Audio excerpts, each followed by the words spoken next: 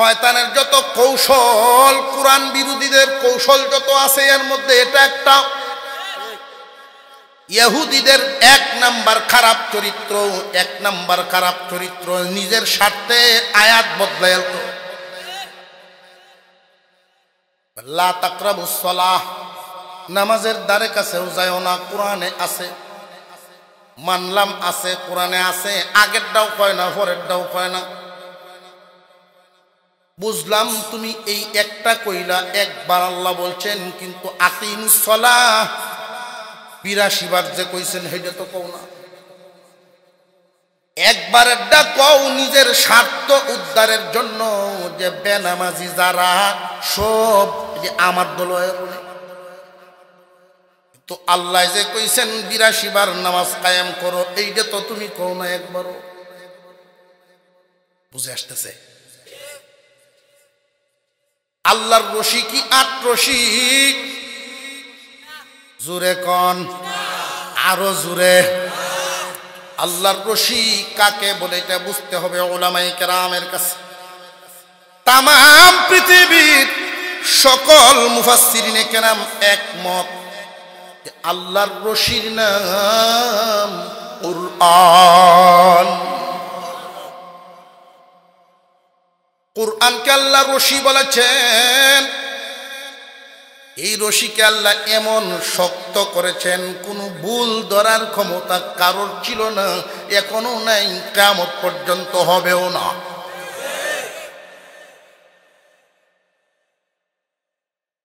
রশি চিনছেন? রশি ধরলে লাভটা তো বুঝছেন। লাভ কি? জান্নাত। আল্লাহর রশির নাম কুরআন, ধরতে পারলে জান্নাত। রশির নাম কুরআন, ধরতে পারলেই জান্নাত। এখন হইল ধরাটা শিখন। এই ধরাটা কি? এই যে ধরলাম, এই ধরা কিন্তু আল্লাহ বোঝান নাই, ধরায় ধরায় বেশ কম।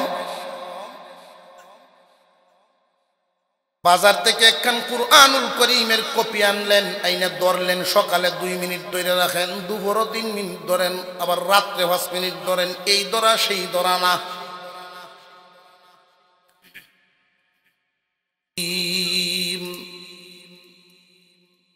وقال رسول الله صلى الله عليه وسلم من أحب لقاء الله أحب الله لقاءه ومن كره لقاء الله كره الله لقاءه وصدق رسوله النبي الكريم ونحن على ذلك من الشاهدين والشاكرين والحمد لله رب العالمين اللهم صل على محمد وعلى آل محمد كما صليت على إبراهيم وعلى آل إبراهيم إنك حميد مجيد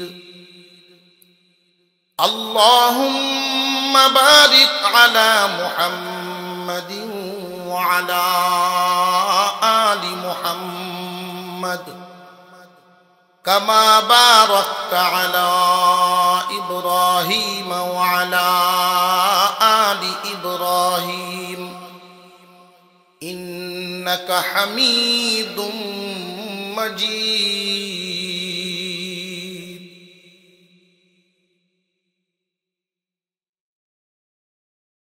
সুনামগঞ্জ বিশম্বরপুর উপজেলাধীন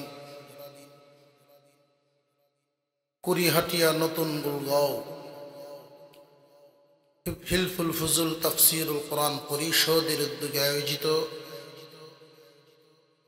আজকের এই তাফসীরুল কোরআন মাহফিলের শ্রদ্ধাভাজন সভাপতি সাহেব, উপস্থিত হযরত উলামায়ে কেরাম, মুরব্বিয়ানে আযম, সর্বস্তরের মুসলমান ভাইয়েরা, পর্দার আড়াল থেকে আলোচনা শুনছেন দিনদার ইমানদার মুসলমান মা ও বোনেরা। মহান আল্লাহ পাক রব্বুল আলামিনের দরবারে শুকরিয়া আদায় করি, যিনি অত্যন্ত দয়া করে মেহেরবানি করে আজকের এই কোরআনের মজলিসে অংশগ্রহণের তৌফিক দান করেছেন। এজন্য সকলেই বলি আলহামদুলিল্লাহ। আমি আপনাদের সামনে পবিত্র কোরআনুল কারীমের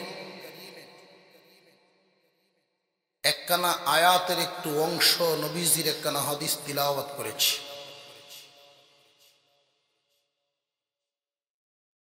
কোরআনুল কারীমের আয়াতের অংশ এবং নবীজির হাদিসকে সামনে রেখে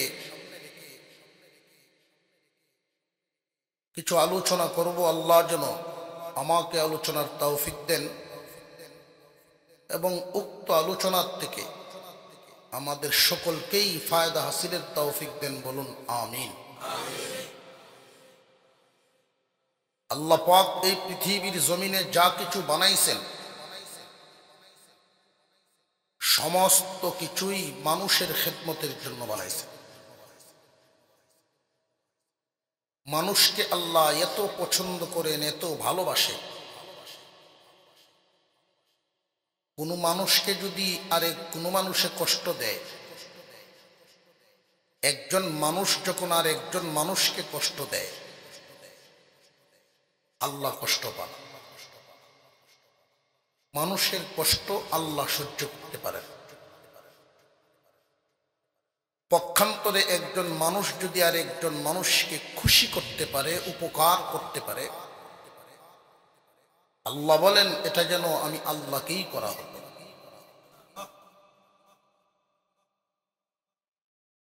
আল্লাহ পাক মানুষগুলোকে এত আদর করে বানাইছেন, মানুষকে পৃথিবীতে পাঠানোর আগে মানুষ যেন শান্তিতে বসবাস করতে পারে, কোনো কিছুর অভাব না হয়। মানুষ পৃথিবীতে বাঁচার জন্য যত কিছু প্রয়োজনীয় আছে এই সব সরঞ্জামাদি ব্যবস্থাপনা আগে করছেন, এরপরে মানুষ পাঠাইছেন।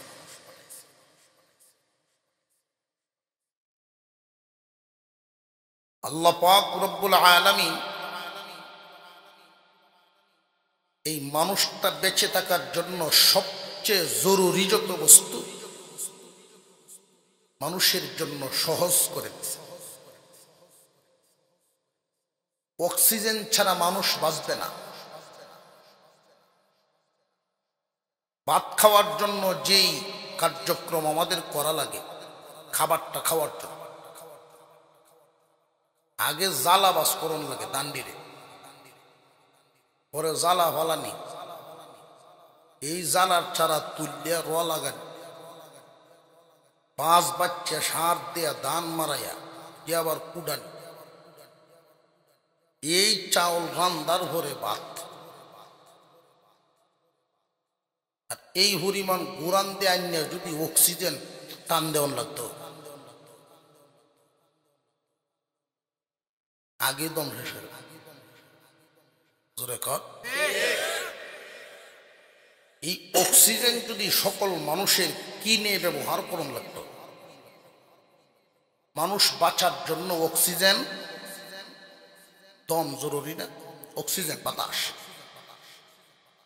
এই অক্সিজেন যদি কিনন লাগতো তাহলে এই দুনিয়ার জমিনে যারা সম্পদশালী মানুষ এরার গড় অক্সিজেনের বোতলের বোতল করে থাকলো, আর যারা অভাবী মানুষ অক্সিজেন কিনিয়া যদি চলন লাগতো উপায় আসিন।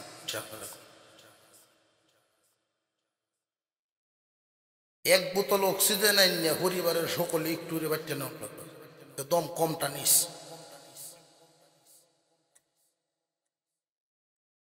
মানুষ বেঁচে থাকার জন্য যত বস্তু জরুরি আল্লাহ আসান করে দিচ্ছেন, সহজ করে দিচ্ছেন। আর একটু জোরে করুন না সুবহান। এই মানুষগুলোকে আল্লাহ কত ভালোবাসে। মানুষের বডিটার ভিতরে আল্লাহ যেই নিয়ামতগুলো দিচ্ছেন, শুধু তার বডিটার নিয়ে যদি চিন্তা করে, তোমার বডির দিকে তাকাও, আল্লাহ কই আছেন খুঁজার যায় না, তাইতা না? তুমি তোমার চোখ দিয়া তোমার চোখটি দেখতে পারো না। তোমার রূহ কোন দিক দিয়ে আসা যাওয়া করে তোমারই তুমি দেখতে পারো না। তোমার মালিক দেখার চিন্তা করো কেন?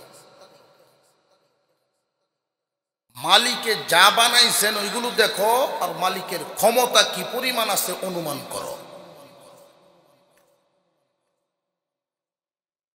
আল্লাহর দেওয়া, আল্লাহর নিয়ামত, আল্লাহর ক্ষমতা, এগুলো একটু একটু ভাবো, ভেবে আল্লাহকে মানো।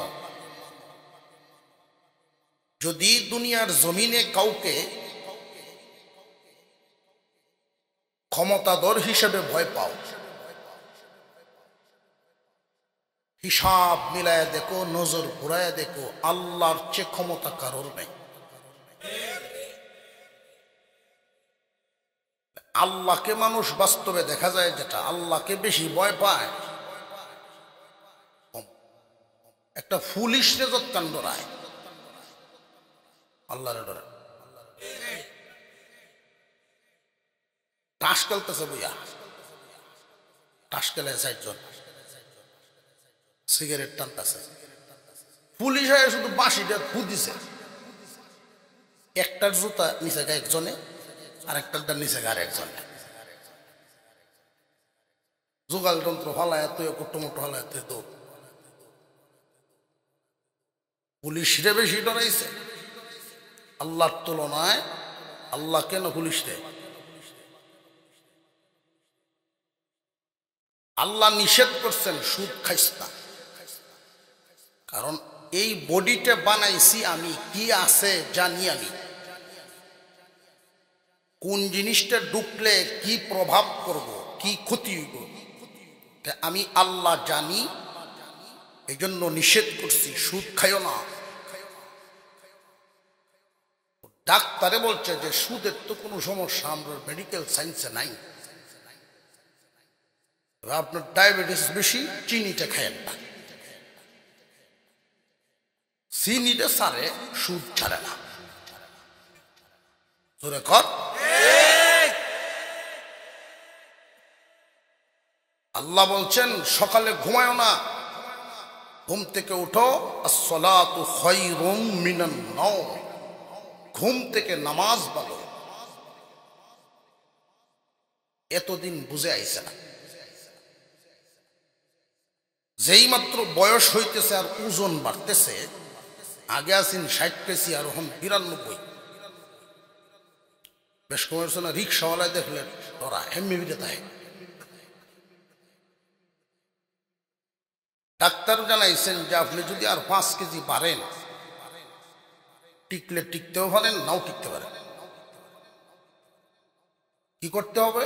ভোরবেলায় উঠতে হবে, আধা ঘন্টার থেকে ৪৫ মিনিট হাঁটতে হবে স্পিডে। এতদিন যে আসসালাতু খায়রুম মিনান নাওমের আযান শুনছে, আওয়াজ শুনছে, এটা শুনছে না। ডাক্তার যখন কইছে সকালে উঠন লাগবো আর হাঁটন লাগবো, শুরু হয়েছে। ঠিক না বেঠিক? ক্ষমতার দিক যদি ভাবেন, সবচেয়ে ক্ষমতাধর কে? যদি দয়ার কারণে কেউ কাউকে সম্মান দেখায় আর ভয় পায়, যে তার দয়া ছুটতে যাইব যদি তার না ডরাই। আপনারা দেখেন মাঝে মাঝে সরকার ঘোষণা দিলে, কোনো একটা ঘোষণা যদি সরকার দেন, দেখা গেছে এমন লোকও আছে সরকারি চাকরিজীবীরা চাকরি করার কারণে, সরকারকে খুশি রাখার কারণে প্রয়োজনে ইসলামের ক্ষতি করে নেব, সরকারের ক্ষতি করে না। আল্লাহর ভয়ের তুলনায় সরকারের ভয় বেশি। মুসলমান বেশি কইলে জেল জঙ্গল। আমি যেই আয়াতে কারিমা তিলাওয়াত করেছি, আমি যেই উদ্দেশ্যটা নিয়ে কথা বলবো, এই দুনিয়া চিরদিন থাকার জায়গা না, চিরদিন থাকার জায়গা। ওয়াতাসিমু বিহাবলিল্লাহি জামিআ। আল্লাহ পাক রব্বুল আলামিন বলেন, আল্লাহর রশিকে শক্ত করে ধরো। আল্লাহর রশি চাচ্ছেন, আল্লাহর রশিকে শক্ত করে ধরো। এই জায়গায় আমাদের তিনটা প্রশ্ন। এক নাম্বার, আল্লাহর রশিটা কি? দুই নাম্বার, এই রশিটা ধরার নিয়মটা কি? তিন নাম্বার, ধরলে আমাদের লাভটা কি?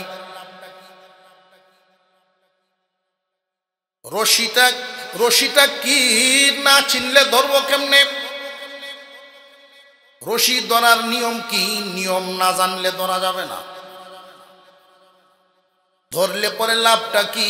লাভ শুনলে আমাদের আগ্রহ বাড়ে। এই দুনিয়ার জমিন চিরদিন থাকার জায়গা না, এই বিশ্বাস আমাদের প্রত্যেকের অন্তরে আছে না নাই?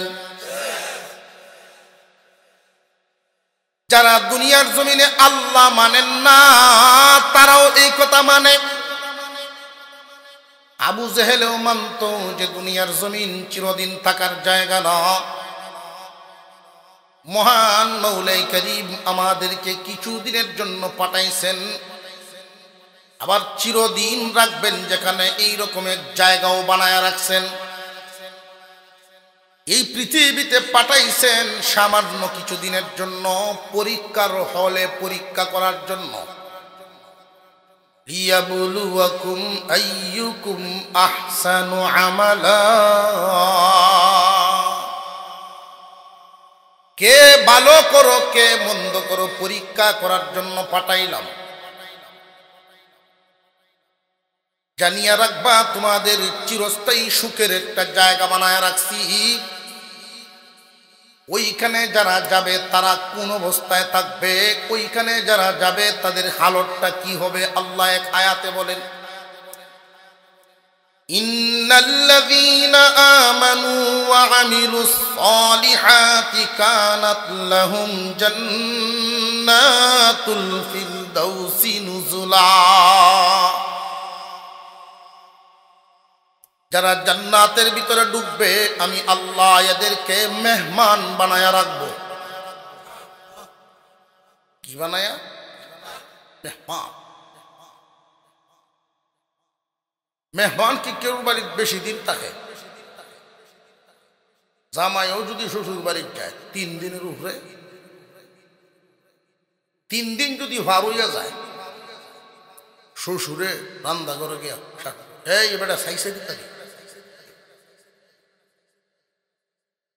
বাড়ি ঘর ভালো, এত কাম নাই বাড়ি বেটার। এটা তো আর কইতার মুরগির বাচ্চাটা শেষ করতেছে।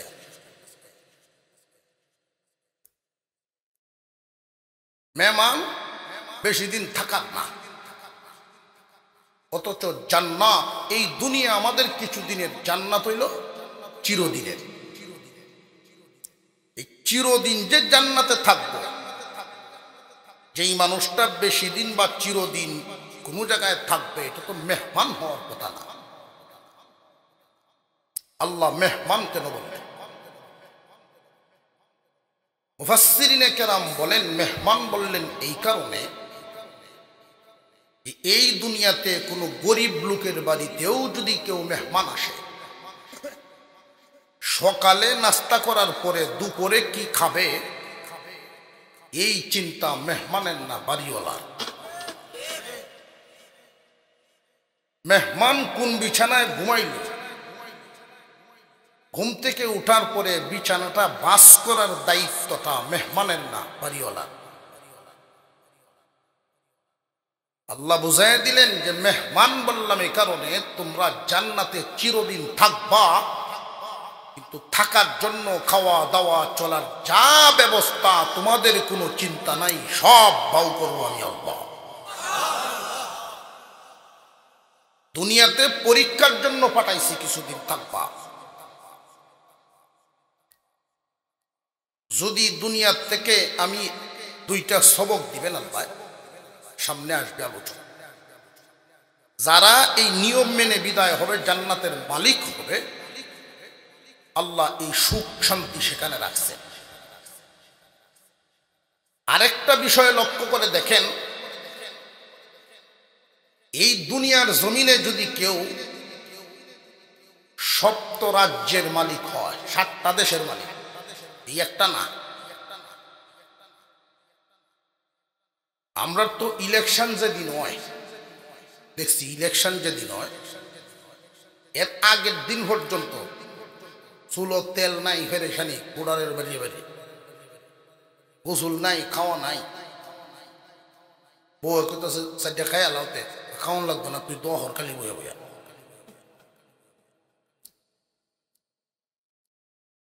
যেই ইলেকশনে ফার্স্ট ঘোষণা হয়ে যায়, একটা ওয়ার্ডের মেম্বার হন যিনি, উনি মনে করছেন যে পাইছি। চেয়ারম্যান যিনি হন উনি আরো বড় খুশি, এমপি হইলে।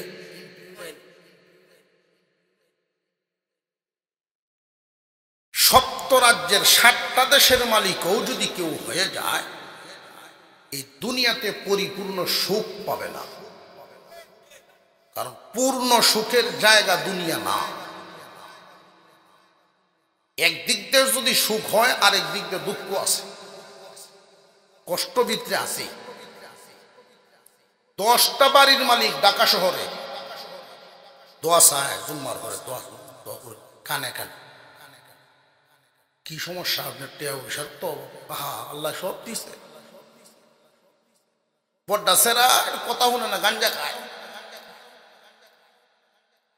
আছে না দুঃখ?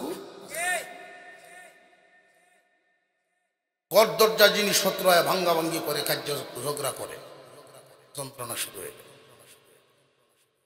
কেউ অভিযোগ হইল যে আল্লাহ সবকিছু দিছে, সারা এলাকার মানুষ আমার কথায় উঠে বয়, তো যেই আমার নিজের ছাদের তলে গেলাম, আমার সাইরানের দাম নেই। এই দুঃখ তার মধ্যে। পরিপূর্ণ সুখের জায়গা এই দুনিয়া না। যারা বর্তমানে ক্ষমতায়, তারাও যে পরিপূর্ণ সুখী তা না। একটা ভয় কাজ করে, না জানি ফিসে দেয় কেলায় আর টেলা দিলাম। আর যারা নিচে আছে, এরা তো রাত কয়দিন ঘুমায় বাড়ি, তার কয়দিন ঘুমায় গাড়ি, কয়দিন অন্য দৌড়ের উপরে। অর্থাৎ একদল দৌড়বো আর একদল দৌড়াইব, এটাই কারবার। একজন মানুষ পরিপূর্ণ সুখী হবে কখন? জান্নাতে যাবে যখন। মুসলমান ইমানদার ভাইয়েরা আমার, জান্নাত সুখের একটা জায়গা, যেখানে অশান্তি শব্দ বলতে কিছুই নাই, অভাব নাই, অনটন নাই, ঝগড়া নাই, গালিগালাজ নাই, অশ্লীল কোনো বাক্য নাই। সুখ আর সুখ, শান্তি আর শান্তি দিয়া ভরপুর করে রাখছেন আল্লাহ। এই দুনিয়াতে যে যত বড় টাকাওয়ালাই হোক, মনের সকল ইচ্ছা সময় মতো পূরণ করতে পারবে না। মনে চাইলেই সব ইচ্ছা পূরণ হইত না। কিন্তু জান্নাতের ভিতরে যখন বান্দা ঢুকবেন, তার মনের ইচ্ছাটা প্রকাশ করতে দেরি, পূরণ হইতে দেরি হবে না। জান্নাতের সামনে 2টা ঝর্ণা রাখছেন আল্লাহ। একটা ঝর্ণার পানি দিয়ে গোসল দেওয়া হবে, আর একটা ঝর্ণার পানি পান করানো হবে। যেই মাত্র ঝর্ণার পানি পান করবে, বান্দার মনের অবস্থা পূর্ণ চেঞ্জ হবে, জান্নাতে ঢোকার মতো উপযোগী হবে। আল্লাহর বান্দারে যখন এই পানি দিয়া, ঝর্ণার পানি দিয়া গোসল দেওয়া হবে জান্নাতের ভিতরে নেওয়ার জন্য, আমরা এখানে যারা আছি সবার মাপ কি সমান? সবার রং সুরতও সমান না, সবার বয়সও সমান না। কিন্তু জান্নাতের সামনের এই ঝর্ণার পানি দিয়া যখন গোসল দেওয়া হবে, প্রত্যেক জান্নাতীকে আল্লাহ এমন সুন্দর বানাইবেন, ইউসুফ আলাইহিস সালামের সৌন্দর্য দেওয়া হবে। বাড়িতে কইয়া পুণ্যাইছি রে, চিনতে না, এদিন তুই আমার চিনতে না, আল্লাহ দিব আমার। এখন তো কষে আরো তো আইলে চিন্তা করছ না, কালা ছাই দেখা যায়, ফিটকারি মাসকারি করস। আমার বাপে মায় কালা একটা বুতের গাছ উড়াই দিছে আমার, বুঝদারবে আল্লাহকে সুন্দরটা বানাইব। ইউসুফ আলাইহিস সালামের মতো সুন্দর উষা লম্বা বডি হবে আদম আলাইহিস সালামের বডি। আরো জোরে কোন সুবহানাল্লাহ। যে ব্যক্তি 26 ইঞ্চি মনে হয় না, বুস্টারও দেখিয়ে দিলে ইঞ্চিরে মনে হয়েছে, উনিও কিন্তু এইরকম আর থাকবেন না। যদি জান্নাতি হন উনিও আদম আলাইহিস সালামের বডি পাবেন। যেই ব্যক্তি একদিনের হায়াত নিয়ে দুনিয়ার থেকে বিদায় হয়ে গেছেন তারও এইরকম বডি দেওয়া হবে, নইলে জান্নাতের সুখ শান্তি আরামায়েশ বুঝবে না। আদম আলাইহিস সালামের বডি দেওয়া হবে, ইউসুফ আলাইহিস সালামের মতো সুন্দর করা হবে। 33 বছরের যুবক দেওয়া হবে, 33 বছরের যুবক বানানো হবে। হযরত দাউদ আলাইহিস সালামের কণ্ঠস্বর দেওয়া হবে, সবার কণ্ঠ এরকম সুন্দর হবে। জান্নাতের ভিতরে যখন ঢুকবে নিয়ামত কি পরিমাণ হবে, শুধু একটা উদাহরণ দিলেই বুঝবেন। এই দুনিয়াতে যে আমরা দুধ পান করি, একটা কাপ ভরে দেন, যদি গাভীটা বেশি দুধ দেয়, দুধ না বেচে হয়তো 1 গ্লাস পাইতে পারে। এই আল্লাহর দেয়া নিয়ামতের মধ্যে এত বড় এক মজার নিয়ামত, জান্নাতের ভিতরে আল্লাহ কাপ দিয়া গ্লাস দিয়া দুধ পান করাবেন না। ফেরেশতাদেরকে আল্লাহ জানায় রাখছেন, রে ফেরেশতারা, আমার বান্দা বান্দির জিহ্বার মধ্যে দুধের মজা আছে, সুতরাং জান্নাতে যখন ঢুকবে কাপ আর গ্লাস দিয়া মাইপা খাওয়াবো না, দুধের নদী বানায়া দাও। নদী আর কাফে বেশ কম আছে না, কিছু না হিসাব নাই। অর্থাৎ এই দুনিয়ার জমিনে আল্লাহ জান্নাতের নিয়ামতগুলোর স্যাম্পল দিছেন, স্যাম্পল। আর ওইখানে হইল গুড়াও, স্যাম্পল, ওইখানে হইল গুড়াও। এই স্যাম্পল দেখিয়া অনেক পাগল হয়ে গেছে, গুডাউনের কথা ভুলিয়েছে। আছে না নাই? আমার সাথে একজন ইটনা এলাকা থগ্রাম হয়েছে, বাড়ি এলাকা, খাওয়াত বইছে, 2-3 ফুট বর্তা দিয়ে কাম বাড়াইছে। এরপরে যখন মাছ আবার আরম্ভ হইল, বুঝতো তাহলে ছায়া দেহে আর কি কামটা করলাম।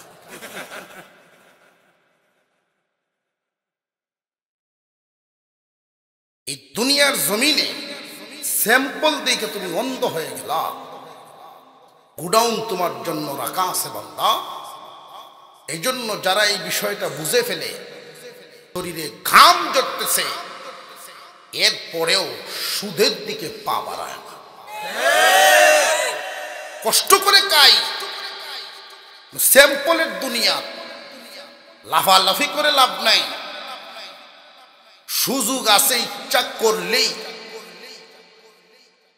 একটু কালে যদি কাটাটা লড়াইতেই কুটিপুটি না, বেশি দিন তাকান না, আমার গোডাউন আছে, তো এইখানে যদি কাটা লড়াই নাই আটকে দেন। যার দিলের ভিতরে পরকালের বিশ্বাসটা যত গাঢ় হবে, মজবুত হবে, দুনিয়ার জমিনের চাল চলন তার তত সুন্দর হবে। জান্নাতের ভিতরে যাওয়ার ইচ্ছা আগে আছে কিনা বুঝিয়ে নিয়ত আছে, আমরা আছে তো। জান্নাতের ভিতরে যখন বান্দা এত সুন্দর রূপ নিয়ে ঢুকবেন, হুরেরা মালা নিয়ে আসতে থাকবে গলায় দেওয়ার জন্য। হুরেরা দল বেঁধে গান গাইতে গাইতে আসবে, গান গাইতে গাইতে আসবে, দল বেঁধে আসতে থাকবে। কমপক্ষে এক এক দলে এক এক কাতারে ৭২ জন।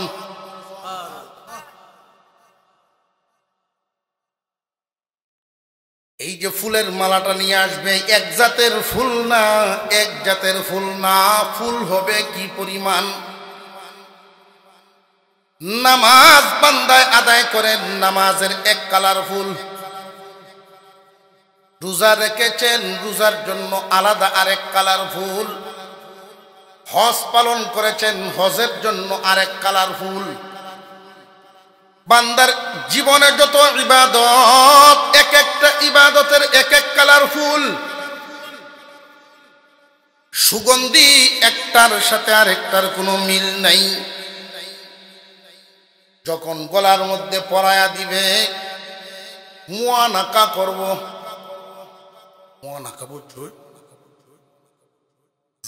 আঞ্জাতে দুটো লাগে, এই যে কুলাকুলি।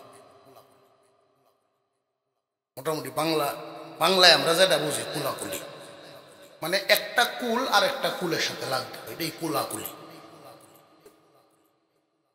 এক বেওয়াই আর এক বেওয়াইয়ের কুল উঠে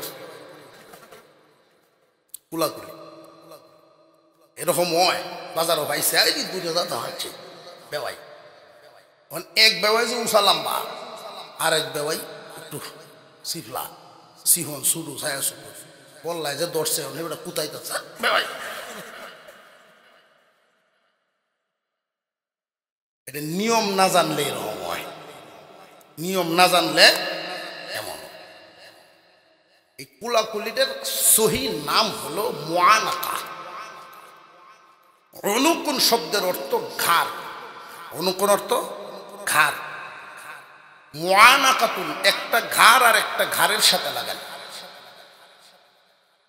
ফেট যদি বেশি বড় হয় দেখছি ফেটে ফেটে লাগে, আর বেশি তো বেশি বুক লাগাইতেছে, ঘাড় লাগায় না। অথচ যেটার নাম, যেই তরিকা, যেই সুরত আসলে করার নিয়মটা কি মুয়ানাকা, ওই নিয়মের দ্বারও কাছে যায়। একজনের ঘাড় আপনার ঘাড়ের ডান সাইড, যার সাথে মুয়ানাকা করবেন, বাড়ি হোক আর লম্বা হোক, উনি যদি লম্বা হয় উনি নোন লাগবে, আর নইলে মুয়ানাকার থেকে দূরে থাকবে। ওনার ঘাড় আপনার ঘাড়ের উপরে ফেলায় দেওয়া মোহাব্বত। এই সুরতে মুয়ানাকা করে দেখবেন, দিলে কত প্রশান্তি হয়, মনের কত মিল হয়। লাগায় বুক, লাগায় পেট।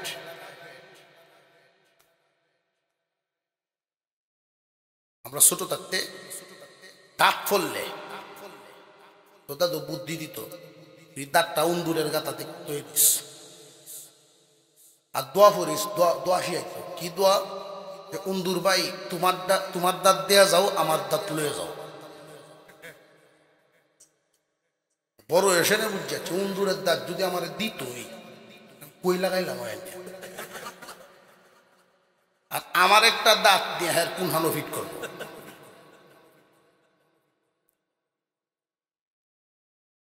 যদি ইঁদুরের দাঁত এই দোয়া ভরিয়া লাগানি হইতো, তাহলে তো আমার হেই কাম হইল ইঁদুরের যে কাম।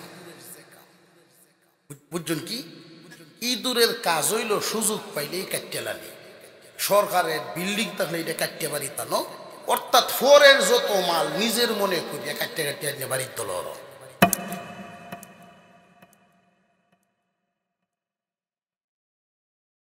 আল্লাহ পাক রব্বুল আলামিন এই দুনিয়ার জমিন আমাদের চিরদিন থাকার জায়গা রাখছেন না, জান্নাত শান্তির জায়গা। হুরেরা শুধু মালাটা দিবে, মোনা কাটাতে করবে। এক দরায় 30,000 বছর অতিক্রম হবে, খবর থাকবে না। মহিলা মা বোনরা শুনে হয়তো মনে মনে ভাববেন, সহ্য আরাম কেমনে, সহ্যই তো করতাম না। মাগো আমি আগেই বলছি, জান্নাতের সামনের ঝর্ণার পানি পান করানো হবে। ওই পানিটা পান করানোর সাথে সাথে মনের অবস্থা এমন পরিবর্তন হবে, জান্নাতের নিয়ামত ভোগ করার উপযোগী হবে। নইলে উপায় আছে? এই দুনিয়ার মন লইয়া, এই মন দিয়ে যদি বেহেশতে ঢুকানি হয়, আমরা মা বইটারে এক একটা হুর রাখবো বেহেশতের ভিতরে, আপনারা কি করে রাখবো? যেই মিছিল ঢাকা শহর বাইরে দেখছি, এরা যদি একজুট হয়ে যায় যে আমরা দুনিয়া থেকে যেই নারীরা আসছি এখানে আমরাই থাকবো, কোনো হুর থাকতে পারবে না। মহিলা মা বোনদের জন্য সুসংবাদ, মনের অবস্থা পরিবর্তন হবে, উদার দিল হবে, মন হবে মহান, মন হবে মহান চরিত্রের অধিকারী। সকল হুরদেরকে আল্লাহ যেই পরিমাণ সুন্দর বানাইছেন, একজন জান্নাতি নারীকে এর চেয়ে আরো বেশি সুন্দর বানাবেন। এই জান্নাতি নারী তারা স্বামী স্ত্রী, রাজা রানীর মতো, সমস্ত হুরদের রানী বানায় দেওয়া হবে দুনিয়ার বিবিকে, যদি স্বামী স্ত্রী একসাথে জান্নাতে যায়। এই এহনের সুবহানাল্লাহর আওয়াজে আমি বুঝতে পারছি যে এটা আপনারা হুজুর এই অবশেষে এইটা কি দিলাই, জান্নাতে দিবেন হুর কইতা শুন বালা কথা, এই অবশেষে রানীকে কারে বানাইলেন?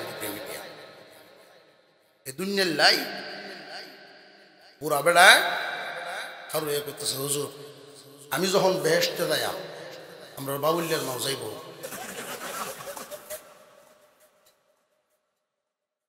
উনি গেলে কি সমস্যা, আপনার কি অসুবিধা? উনি গেলে হুজুর এই 35 বছরে আমার হুর দিয়ালছে রাখছে আর না, এই জন লয়ে যাইতো না। মনের মিল হইছে না, এই জন্য তারে পছন্দ হয় না। মুসলমান ইমানদার জান্নাতে যাইতে যদি রাজি হন, আল্লাহ পাক সুখে কেমনে থাকবেন, সুখের জায়গায় নিবেন, ওইখানে অশান্তি বলতে কিছুই থাকবে না। স্বামী স্ত্রী দুইজন বসবেন, হুরেরা চতুর্দিক থেকে শুধু শরবত ঢেলে দিবে, নাস্তা সামনে আনবে, আপনাদের কি লাগবে বলতে দেরি, হাজির করতে দেরি নেই। দুনিয়ার জমিনে লক্ষ্য করে দেখেন, যদি 10 জন কর্মচারী হয় কারোর, কোন একটা বাড়িতে যদি 10 জন কর্মচারী হয়, এই 10 কর্মচারীর খেদমত সুযোগ সুবিধা শুধু বাড়িওয়ালার না বাড়িওয়ালিরও? ঠিক তেমনি ভাবে জান্নাতের ভিতরে জান্নাতের পুরুষরা শুধু নিয়ামত পাবে তা না, এই নিয়ামতের হুর গেলমানের খেদমতের মজা নারীরাও ভোগ করবে। যদি কারোর অন্তরে এমন তাকে, হুজুর হুর দেওয়া হবে, পুরুষদেরকে হুর দেওয়া হবে, আমরা কিতা দিব? আপনারে তো আপনার স্বামী দিব, আপনার অন্তরে এই সময় এরকম চাহিদাই হইবে না যে আমার আর একটা জামাই হইত। পবিত্র দিল ছাড়া, নেককার দিল ছাড়া তো ওইখানে যাবেই না। যাদের অন্তরে এইরকম চাহিদা, তারার জায়গা জান্নাত না। অনেক মানুষের অন্তরে এরকম চাহিদা থাকে, পুরুষদেরকে আল্লাহ 4 জন বিবি গ্রহণ করার মতো হুকুম দিয়েছেন দুনিয়াতে একসাথে, কিন্তু নারীদেরকে কেন দেন নাই, এটা তাদের আপত্তি। জানিয়ে রাখবেন, কুরআনুল কারীমের কোন একটা বিধানের উপরে যদি সন্দেহ হয়, অপছন্দ হয়, ঈমান থাকে না। কুরআনুল কারীমের কোনো একটা বিধান যদি তোমার মন মতো না হয়, আমরা এখানে যারা আছি ইসলামের সকল বিধান সম্পর্কে কি আমাদের ধারণা আছে? একটা বিষয় আমার বুঝমতো হইতে নাও পারে, আমি বুঝি না, নাও বুঝতে পারি। ওই সময় ইমানদারের দায়িত্ব হলো নত শিরে ইসলামের সকল বিধান মেনে নেওয়া, যে ওই বিষয়টা আমার মন মতো হচ্ছে না, অর্থাৎ আমি বুঝতে পারছি না, এটার আমার অযোগ্যতা। আল্লাহ যদি আমারে বুঝায় দেন তাহলে বুঝে নিব, তবে এর ব্যাপারে আমার কোনো অনীহা অবিশ্বাস নাই। আল্লাহ যা আইন করেছেন, যা বিধান নাজিল করেছেন, আমি মানব না এমন কোনো নিয়ত বা শব্দ যেন জবান থেকে বের হয় না। খুব সাবধান। ইমানদার সকল বিধান মেনে নিব নত শিরে। আল ইসলাম গর্দান নেহাদন, ইসলাম শব্দের অর্থই হলো আত্মসমর্পণ করা। জান্নাতে যাব তো ইনশাল্লাহ? আরো জোরে কর লইন বদ্দি। রওনা তো কেমন লাগবে? কেউ যদি কোথাও যাইতে চায় আগে বুঝতে হবে জায়গাটা কোন দিকে, দিকটা আগে ঠিক করতে হবে। কোন দিকে রওনা দিবেন? একদল যাইব উত্তর দিকে, আরেক দল দক্ষিণ দিকে। একদল আরেক দল আন্দাজের উপরে ডাকবো, আয়ো এমনি আয়ো, মনে হয় এই দিক দিয়ে গেলে হয়। এইভাবে আন্দাজ না দেখি কোনো প্রমাণ পাওয়া যায় কিনা। দলিল প্রমাণ তারা সামনে গেলে লাভ নেই। আল্লাহ পাক রব্বুল আলামিন যেই দিন আদম এবং হাওয়া, আমাদের আদি মাতা আদি পিতা, আমাদের আব্বা আম্মা দুজনকে যেই দিন জান্নাত থেকে বের করেন, ওই দিন একটা শব্দ বলেছিলেন মহান আল্লাহ। কুরআনুল কারীমের ভিতরে আল্লাহ বলেন, কুলনা বিতু মিনহা জামিআ। ও আদম হাওয়া, তোমরা তোমাদের কিয়ামত পর্যন্ত সকল বংশধর সহ নিচে নেমে যাও। আল্লাহ যদি বলতেন বের হয়ে যাও, এটার একরকম অর্থ। উনি যেহেতু হুকুম দিয়েছেন নিচে নেমে যাও, এতে বোঝা গেল জান্নাত কোন দিকে। বুঝাইছে না? আল্লাহ যেহেতু নিচে নামাইছেন, জান্নাত হলো উপরে। এখন বুঝতে হবে কি পরিমাণ উপরে আমরা রওনা দিব, কিসের মাধ্যমে, কেমনে যাইতাম। যদি 10,000 কিলোমিটার বা 10,000 মাইল উপরে হয়, 1 লক্ষ 2 লক্ষ মাইল উপরেও যদি হয়, এই গ্রামের যে সমস্ত যুবকরা কোরআনের তাফসীর মাহফিল করলো 114 জন, ময়মুরব্বী যারা আছেন আপনারা কি তাদের প্রতি খুশি না বেজার? যদি 2-1 জন এরকম থাকে গোপনে গোপনে কেল্লাগিনি ঝামেলাটি করে, কেল্লাগিনি ঝামেলাটি করে, এরকম থাকতে পারে। এই বয়সের বলা হলে ইতা করে, কত আনন্দ ফুর্তি দেশও আছে, এটি করতে না। এইরকম যদি রুগী 2-1 জন থাকে, রূপ তার মেজাজের ভিতরে রূপ ঢুকছে, গান তার ভালো লাগে, ওয়াজ করানি পছন্দ হয় না, এইরকম রুগী যদি মহল্লায় 1-2 জন থাকে, মুরব্বীরা তাদেরকে বুঝায়া সহি রাস্তায় নিয়ে আসবে। এই যুবকরা মিলে যদি সিদ্ধান্ত নেয় 2 লক্ষ মাইল উপরে যেহেতু জান্নাত, এই এলাকার জায়গা জমি দিয়ে কোন কাম হইব ওইটার তো দরকারই নেই। জান্নাত গেলে গৃহস্থিত কি দরকার আছে? কোনো দাম কম হইলেও ব্যক্তি 1 কানো চালাও, পুরা এলাকার সব জায়গা জমি বেচে যদি বিমান কয়েকটা কিনিয়া ফইলা ভাড়াও, ময় মুরব্বী আর বুড়া বুড়ি যারা এরারে ভাড়ায় তো আগে গিয়ে থইয়া আয়া এরপরে আমরা গেলাম। কিন্তু 2 লক্ষ মাইল উপরে নাই, 5 লাখ মাইল উপরেও যদি হয়, 10 লক্ষ মাইল উপরেও যদি হয়, তবু তো আমরা পারি আর না পারি লাল চামড়ার বাহিনী তো যাইব গা। বিমান আমরারা তো বেশি না এই কুত্তাবিলারা তো বেশি? আপনারা মনে হতেছেন হুজুর এটি কুত্তাবিলাই শব্দটা এটা আমি করছি না, আল্লাহ করছে। যে এই দুনিয়ার জমিনটা আমি টিকায়া রাখছি মানুষের উসিলায়। মানুষ হইল তারা ইমানদার যারা, এরা মানুষ না, কুত্তাবিলাই। উদাহরণ হিসেবে মুফাসসিরিনে কেরাম তুলে ধরছে, বিয়ার অনুষ্ঠান আয়োজন 500 মানুষ 1000 মানুষের খাওয়ার আয়োজন, 3টে গরু জবরছে। এত কিছু আয়োজন যে করল, এই আয়োজনের সময় উসিলা কিন্তু একজন কেলা পুরা বলছে না, দেয়া যায় জামায়াত উসিলায় সব এই 1000 মানুষ খাবে, এর মধ্যে জামাইও একজন। আপনাদের এই এলাকার কুড়িহাটিয়া, নতুন গুলগাঁও আর হুরান গুলগাঁও যা আছে সব মিল দিয়া ময় মুরব্বী সহ গেলাই মেয়ের বাড়ি। এলাকার চেয়ারম্যান মেম্বার 2-4 জন হাজি সাহেব লইয়া গিয়ে উঠলাই, পারলে আমি রাজীবপুরি নিচুক সাথে ভাই আমরা সব মিললে আইছি,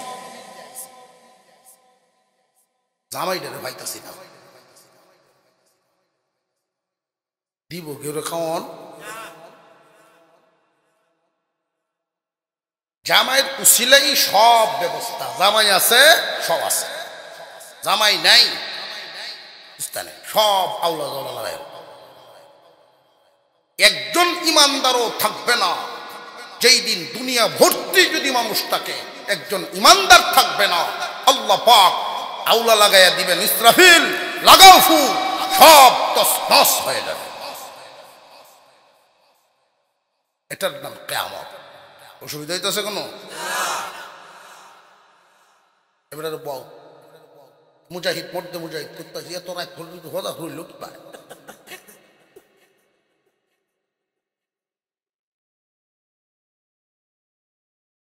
আল্লাহ পাক রব্বুল আলামিন ইমানদারের উসিলায় টিকায় রাখছে। এই বিয়া বাড়ির মধ্যে দেখবেন 5-7টা কুত্তা হইয়ে গরু জবার সময় নিয়ত কিন্তু শুধু মানুষেরই গেছে না, হেরাও খাইব, আধা কেজি চাউল বাড়ায় দেওয়া আছে।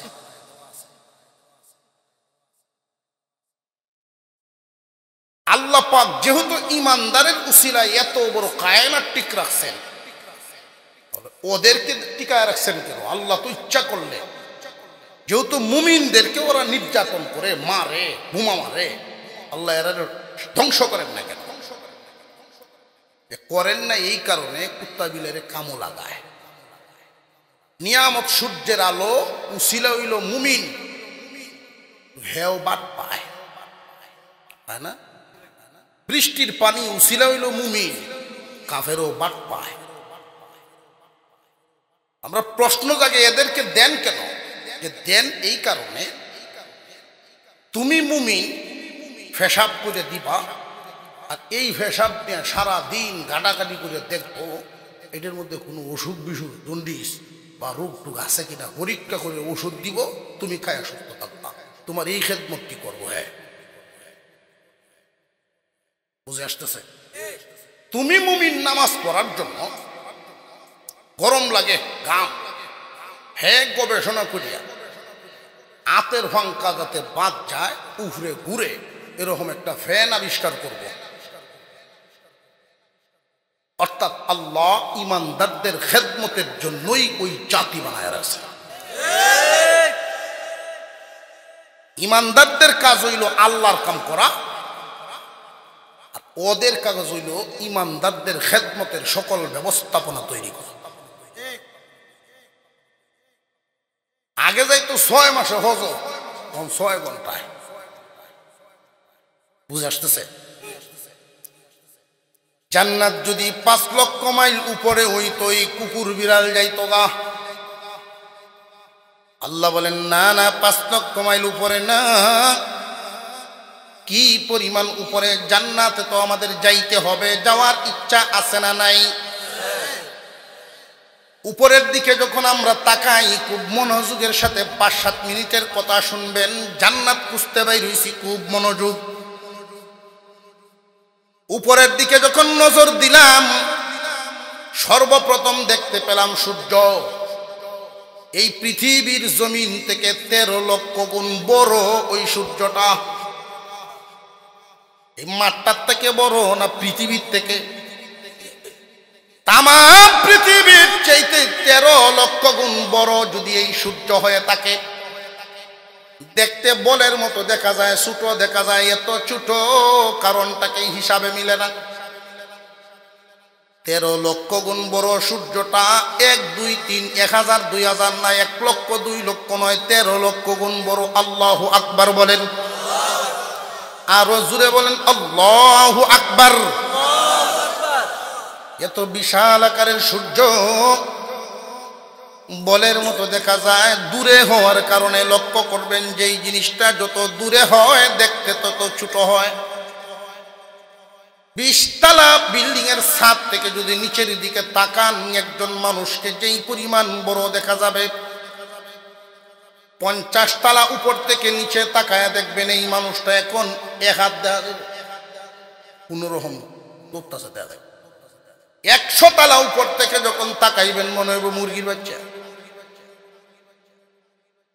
যেই জিনিসটা যত দূরে হয় দেখতে তত ছোট হয়। এই পৃথিবীর থেকে 13 লক্ষ গুণ বড় সূর্যটা বলের মতো দেখা যায়। কারণ কি? কারণ হলো দূরে। কি পরিমাণ দূরে? 9 কোটি 30 লক্ষ মাইল দূর। এই 9 কোটি 30 লক্ষ মাইল দূর, তাও আসমানের নিচে, আসমানের উপরে না। কিন্তু পৃথিবী এবং আসমানের মাঝামাঝিতে এগুলো। শুধু কি সূর্যই না, তারকা আছে। তারকাগুলো তো বলের মতো না, এটা মার্বেলের মতো দেখা যায়। অথচ এক একটা তারকা কি পরিমাণ বড়, হাজার হাজার সূর্য মিলেও একটা তারার সমান হবে না। এইটা কত আমরা কিন্তু জান্নাত খুঁজে খুঁজে এটা পাইতাছি। হুজুর আকরাম সাল্লাল্লাহু আলাইহি ওয়াসাল্লাম বলেন এইভাবে পাবে না। আল্লাহ আর পয়গম্বর বলেন আসমান, প্রথম আসমান 500 বছরের রাস্তা। 500 বছরের রাস্তা প্রথম আসমান। এই আসমানটা পুরো বানাইছেন। ছাদের একটা পুরুত্ব আছে না, এই 5 ইঞ্চি 6 ইঞ্চি এরকম একটা পুরো আছে না? কি কিয়াল মাসকারম চলতেছে এটা। আচ্ছা, আউযু বিল্লাহি মিনাশ শাইতানির রাজিম। আল্লাহুম্মা সাল্লি আলা বেহেশতে যাইতাছি, এই বেটা সিদ্ধার্থ আমি কি তোর 500 বছরের রাস্তা প্রথম আসমান। গতি কি? কোন গতিতে গেলে আল্লাহর রাসূল গতি উল্লেখ করে আমাদের ধরে নিতে হবে, আমাদেরকে ধরে নিতে হবে সর্বোচ্চ গতিতে কোনটা আছে? আলোর গতি। এই আলো প্রতি সেকেন্ডে 1,86,000 মাইল যেতে পারে। এই আলোর গতি সম্পন্ন কোন যানবাহন, কোন বিজ্ঞানী যদি আবিষ্কার করে যে আলোর গতিতে চলতে পারে, তবুও জান্নাতে যেতে পারবে না, প্রথম আসমানও যেতে পারবে না। কারণ গতি সম্পন্ন বানাতে পারছে, কিন্তু 500 বছর হায়াত তো নাই। বুঝে আসছে? নাতি হুতি ধুতি লইয়া রওনা দিলেও হইব। আসমান কি একটা না আরো আছে? আল্লাহু আকবার বলেন, আল্লাহু আকবার। الذي خلق 7 سماوات طباقا। মজবুত করে করে আল্লাহ 7টা আসমান বানাইছেন। একটা নয়, দুইটা নয়, 7টা আসমান বানাইছেন। প্রথম আসমান আমরা যেটা দেখি স্থির পানি দ্বারা বানাইছেন। দ্বিতীয় আসমানটা আল্লাহ পাক রব্বুল আলামিন লোহা দ্বারা বানাইছেন, তৃতীয় আসমানটা তামা দ্বারা বানাইছেন, চতুর্থ আসমানটা রূপার দ্বারা বানাইছেন, পঞ্চম আসমানটা স্বর্ণ দ্বারা বানাইছেন, ষষ্ঠ আসমানটা ইয়াকুত দ্বারা বানাইছেন, সপ্তম আসমান নূর দ্বারা বানিয়েছেন। প্রথম এই জমিন থেকে 7 আসমান যত দূর, সপ্তম আসমান যত দূর, সপ্তম আসমান থেকে সিদরাতুল মুনতাহাও আরো এত দূর। এক একটা শূন্যস্থান, এক একটা আসমান 500 500 1000, 7টায় 7000 বছরের রাস্তা। আবার সিদরাতুল মুনতাহা আরো 7000, মোট 14000 বছরের রাস্তা আলোর গতিতে। জান্নাত সিদরাতুল মুনতাহার উপরে কেমনে যাইতাম? এই জন্য আল্লাহ বলেন, বান্দারে তোমরা আমার আদরের জাতি, এই দুনিয়ার জমিনে তোমরা যা কিছু দেখো বা না দেখো, সমস্ত কিছু আল্লাহ পাক রব্বুল আলামিন মাত্র 6 দিনে হুকুমের মাধ্যমে বানাইছেন। শুধু হুকুম করেছেন, কুন তো ফায়াকুন হয়ে গেছে। বিশাল বিশাল যে আসমানগুলো বললাম, এই আসমানগুলোকে আল্লাহ হুকুম করেছেন, আসমান জায়গায় জায়গায় সেটিং হয়ে গেছে। আল্লাহ হুকুম করেছেন তামাম দুনিয়ার জায়গায় জায়গায় পাহাড়গুলো বসে গেছে। আল্লাহ হুকুম করেছেন সাগর নদী নালা সব জায়গায় বসে গেছে। 6 দিনে তামাম দুনিয়া বানায় ফেলছেন। তুই এই 3.5 হাত বডির মানুষটা মাটি দিয়া যে আল্লাহ বানাইলেন, কোন শব্দ হুকুম বলে বানান নাই, মাওলা কুদরতি হাত লাগায়া 9 মাসে বানাইছে। আল্লাহ কোন বললেই তো হয়ে যাওয়ার কথা, এত সময় কেন লাগাইলেন? বান্দারে তোমারে আমি বড় আদর করে বানাইছি, আদর করে বানাইছি। এই মানুষটারে আল্লাহ জাহান্নামে দিবার চান না। কোন বান্দা যখন তার নিজের কৃতকর্মের কারণে জাহান্নামে যায়, আল্লাহর বড় মায়া লাগে। মানুষ রে, তোরে বড় আদর করে বানাইছিলাম, তোর জন্য জান্নাত বানায়া রাখছিলাম, কিন্তু তোর কর্মে তোরে যাইতে দিল না। কারুন নিয়ামত পাইছে, আল্লাহর হুকুম লইল না, যাকাত দেয় নাই। মুসা আলাইহিস সালাম বুঝাইছেন, বুঝবানে না। আল্লাহর গজব নাজিল হয়ে গেছে। চিৎকার করে ডাকে, মুসা আমারে বাঁচাও। পিছন থেকে ডাকে, মুসা আলাইহিস সালাম ফিরেন নাই, চলে গেলেন। কারণ ধ্বংস হয়ে গেল, মাল মাটির সাথে মিশে গেল। আল্লাহ জিজ্ঞাসা করেছিলেন, মুসা পয়গম্বর আমার, কারণ তোমাকে কয়বার ডাকছিল শুনছিলানি, গনসনি? না গো প্রভু, আমি গনি নাই। ওই কারুন নাফরমান তোমারে 40 বার ডাকছিল, তুমি তার দিকে ফিরো নাই। আমার মাল পায়া, আমার খায়া, আমার সবকিছু নিয়ামত বুক করিয়া আমার নাফরমানি করলো। ধ্বংস হওয়ার সময় 40 বার তোমার ডাক দিছে, কিন্তু আমি আল্লাহ রহমতের দরজা কইলা তার দিকে তাকায়াছিলাম। যদি একটা বার আমার নাম ধরে ডাক মারতো, আমি তারে মাফ করে আমার রহমতের কুদরতি কুলে উঠায়া নিতাম। মানুষ তোমরা অনেক নিচে, জান্নাত অনেক উপরে। এই জান্নাতের মধ্যে যে তোমরা যাইবা, এটা তোমাদের চেষ্টার দ্বারাই কি সম্ভব? না, একেবারেই অসম্ভব। কোন দিক আছে নিজেদের চেষ্টায় উঠব করে? আল্লাহ পাক রব্বুল আলামিন এই জন্যই বলেন, বান্দা তোমরা অনেক নিচে, জান্নাত অনেক উপরে। এই নিচের মানুষগুলোরে উপরে উঠাইবার জন্যই মহান আল্লাহ এই সবক দিলেন। আয়াতের যে অংশ আপনাদেরকে শুরুতেই শুনাইছিলাম, ওয়াতাসিমু বিহাবলিল্লাহি জামিআ। ও দুনিয়ার মানুষ, তোমরা অনেক নিচে, জান্নাত অনেক উপরে। আল্লাহর রশিকে শক্ত করে ধরো, আল্লাহর রশিকে শক্ত করে ধরো। মাওলায় রশি ছাড়ছেন। আল্লাহু আকবার বলে, আল্লাহু আকবার। আকবার।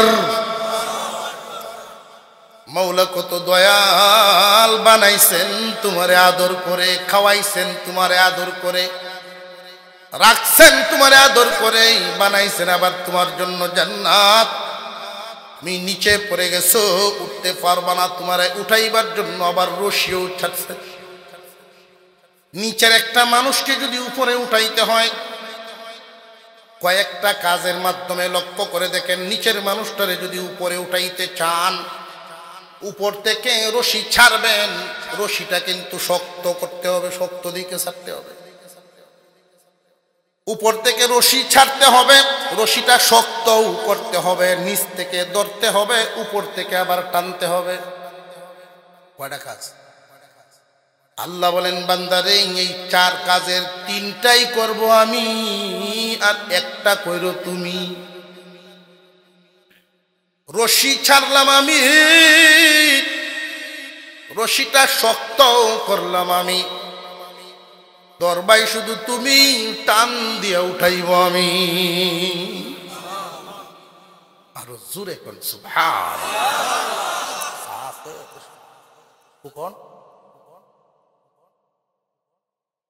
এটা আমার মুসল্লি, মসজিদে জুমা, ঢাকার মসজিদ জুমা পড়ে এই মহলটা। আজকে দেখা হচ্ছে তোমার বাড়ি হেনুত্তা বেড়া। আল্লাহ সংগঠনকে কবুল করেন বলুন। প্রশ্ন করছিলাম মনে আছে নি, আল্লাহর রশিটা কি, রশি ধরার নিয়মটা কি, ধরলে পরে লাভটা কি? প্রশ্ন কয়টা আছে মনে আসেনি? লাভটা বুঝছেন? রশি ধরলেই জান্নাত, নইলে কোনো উপায় নাই। আল্লাহর রশি ধরবে যারা, জান্নাতেতে যাবে তারা। আল্লাহর রশি ধরবে না যারা, তারাই হইব সর্বহারা। আল্লাহর রশি ধরবে যারা, জান্নাতেতে যাবে তারা। রশি ধরবে না যারা, তারাই হইব সর্বহারা। এখন এই পর্যন্ত শুধু আল্লাহর রশি ধরবে যারা, জান্নাতেতে যাবে তারা। বাড়ি বিড়ি টানতাছে আর ঘুমতাছে, বিড়িও শেষ, ঘুমাইছে, বাকি ওয়াজ ডাক আর ঘুমতাল না। সকালে উঠতে তো পাগল আসছে। আল্লাহর রশিটা হইলে জান্নাত।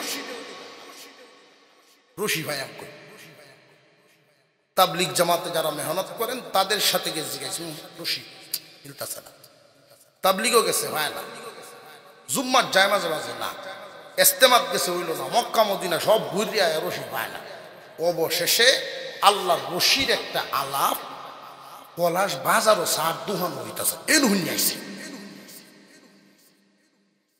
কি আল্লাহর রশি ফরিদপুর।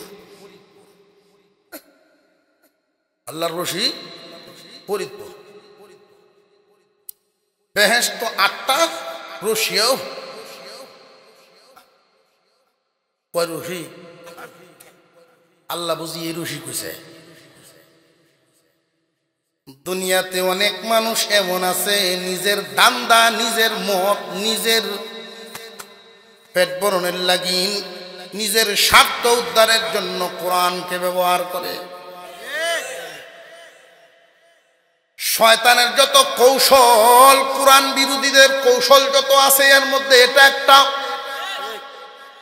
ইহুদিদের 1 নাম্বার খারাপ চরিত্র, 1 নাম্বার খারাপ চরিত্র, নিজের স্বার্থে আয়াত বদলায়।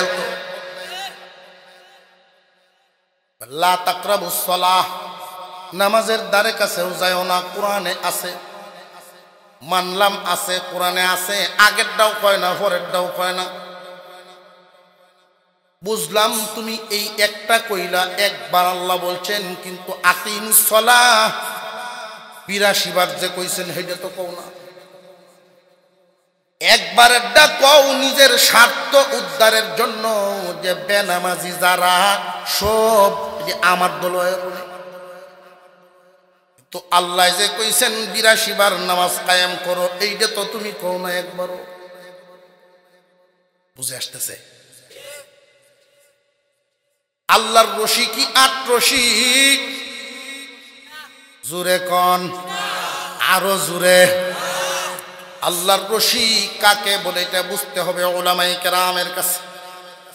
তাম পৃথিবীর সকল মুফাসসিরিনে কেরাম একমত যে আল্লাহর রশির নাম কুরআন।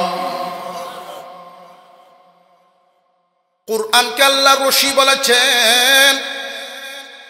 এই রশিকে আল্লাহ এমন শক্ত করেছেন, কোনো ভুল ধরার ক্ষমতা কারোর ছিল না, এখনো নাই, কিয়ামত পর্যন্ত হবেও না।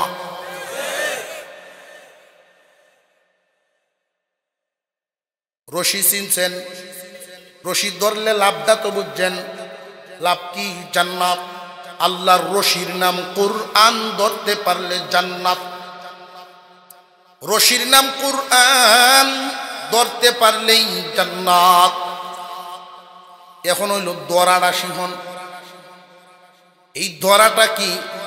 এই যে ধরলাম, এই ধরা কিন্তু আল্লাহ বোঝান নাই, ধরায় ধরায় বেশ কম। বাজার থেকে একখান কুরআনুল করিমের কপি আনলেন, আইনে ধরলেন, সকালে 2 মিনিট ধরে রাখেন, দুপুরও 3 মিনিট ধরেন, আবার রাত্রে 5 মিনিট ধরেন। এই ধরা সেই ধরা না।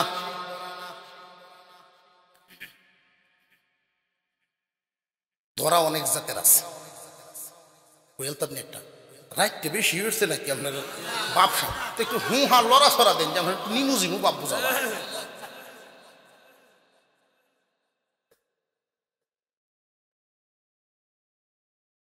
গানের মাস্টার রাখছে 5,000 টাকা বেতন দেয়া, নাম মুসলিম উদ্দিন, বেটা হিন্দু।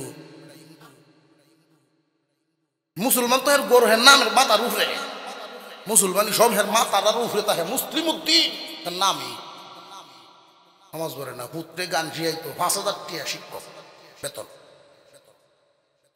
ইমাম সাহেব ফাইলে যে জিগায় তারা কোন পড়াইতেন না, থাকছে হুজুর আইন যেমনে। ইমাম সাহেব কি নিজের স্বার্থে জিগায় না তোমার দরদে?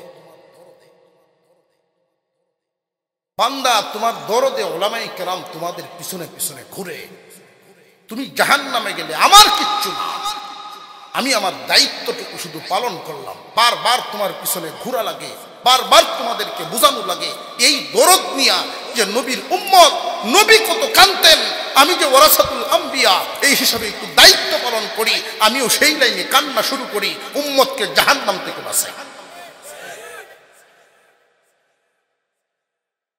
কোরআনের শিক্ষক আনছে বাসা 6 দিন, সপ্তাহে 6 দিন পড়ায়, বেতন 500। আর হেডে সপ্তাহে 3 দিন গান শিখায়, বেতন 5,000। জাতি মুসলমান, মুসলিম জাতি। যেই মানুষটার অন্তরে কোরআনের দাম কমে গেছে, কোরআনের মূল্য কমে গেছে, আল্লাহর কাছেও তার দাম কমে গেছে। কোরআনের ইজ্জত থাকবে সর্বোচ্চ ইজ্জত। যার দিলের ভিতরে কোরআনের ইজ্জত থাকবে বেশি, এটা ইজ্জত এইভাবে না যে কোরআনকে ভালোবাসি, কোরআনকে ভালোবাসি, এইভাবে না, কাজে পরিণত করে। কেমনে কয়েকটা উদাহরণ, আপনার অসুবিধা হইতেছে না তো? আমার মন চাইতেছে আলোচনা করতে পারি, উড়া বসা করে দিত না। কেউ যদি উড়োয় জরুরত থাকতেই পারে, হয়তো 1 আঙ্গুল আর নইলে 2 আঙ্গুল। যদি 3 আঙ্গুল হয় তো বুঝতাম যে যাই আপনি যাওয়াত। আল্লামা মামুনুল হক সাহেব দামাত বরকাতুহুল আলিয়া, ওনার আব্বা ছিলেন শাইখুল হাদিস সাহেব রাহমাতুল্লাহ। উনি যখন পড়াশোনা করতেন, মামুন সাহেবের দাদা মানি অর্ডার করে তো ফুতের লাগিল টেয়া ভাড়ায়, ফুত আলেম হইতেছে, কোরআন হাদিস শিখতেছে। কত পাঠাইবেন মাসও, ফুতে তো চায় না, ফুতে চান না। জেনে রাখবেন, দিন আর দুনিয়ার বেশ কমটা বুঝবেন। আমি যে মসজিদে জুমা পড়াই এদের মহল্লা, এই মসজিদে মাদ্রাসা আছে, দৌড়ায় হাদিস পর্যন্ত, টাইটেল মাদ্রাসা, মসজিদ কমপ্লেক্সে। এই মাদ্রাসায় এক ছেলে পড়ে, আমার নিজ গ্রাম নেত্রকোনা, নিজ গ্রামের এক ছেলে, ইউনিয়নের চেয়ারম্যান। একটা ছেলে পড়ে জেনারেলে, আর একটা ছেলে পড়ে মাদ্রাসায়। তো যখন সে ঢাকায় যায় চেয়ারম্যান, আমার রুমে, মসজিদের রুমে এসে বিশ্রাম করে, আমার কাছে বলল যে দিন আর দুনিয়ার পার্থক্যটা আপনার বয়ান আর বাস্তব মিলে গেছে। কিরকম? আমি বয়ানে বলছি যে ছেলে যদি দিনদার হয়, মা বাবার সামনে ভয়ে ভয়ে কথা বলবো, যদি মা বাপ কষ্ট হয়ে যায়, মা বাপ যেন কষ্ট না পায়। আর ছেলে যদি দুনিয়াদার হয়, বড় হয়, শিল্পপতি দুনিয়াদার, তখন এই ছেলের সামনে মা বাপ ভয়ে ভয়ে কথা কইব, যদি ভূত ঘুষা ধরে। বেশ কমটা বুঝাইছে? চেয়ারম্যানে বলল, মাদ্রাসায় যেদিন আসি ছেলের টাকা দিতাম, বাবা কত লাগবো? মাদ্রাসার বোর্ডিং ফিস এত, মাসিক বেতন এত, যে তোমার হোয়াইট খরচ দেন আব্বা, দিয়ে দেন আব্বা। বাপে খুশি হইয়া যত দেওয়া যায় ততই। হেডের যে সময়কে জিগায় কত রে, এইডি এইডি দেয়া হোয়াইট খরচ দেলাও। আজকাল তুমি জানো না কিভাবে চলন লাগে শহর? তুমি সমাজ লইয়া চলো না?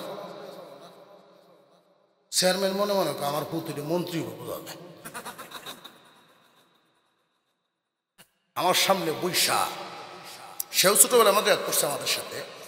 চেয়ারম্যানে কয় যে আপনাদের এই লাইনটা কি যে আসামের লাইন, শান্তির লাইন। কেন শান্তির লাইন? মানসিক প্রশান্তি, মানসিক শান্তির লাইন। এই লাইনে যদি কেউ বড় হয়, বেয়াদবি করবে না।